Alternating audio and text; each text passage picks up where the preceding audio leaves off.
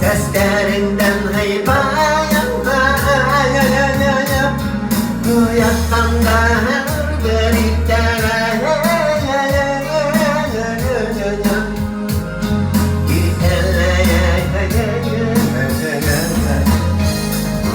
Benim kulağım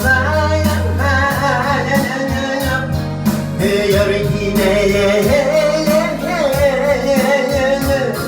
benim kulağım yine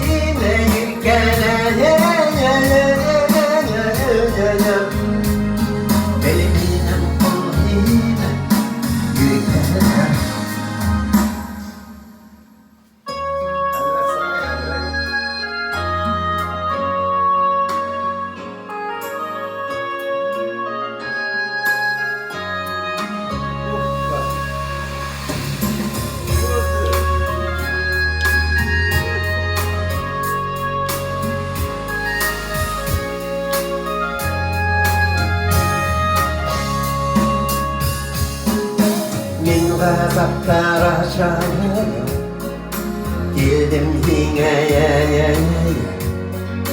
İnsafların aşağı Akılımı Min hüdümde gülde Gittik gitti İnki kırlar idi Yakılamayacağım İnki kırlar idi Yatılana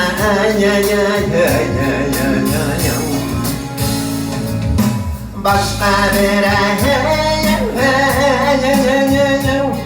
seslerinden haybayım Yakındır beriklere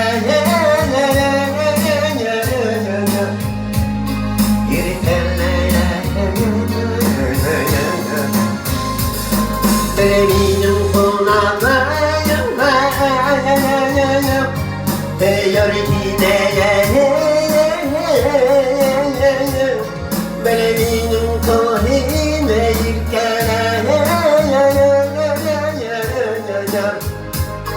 benim kulağım benim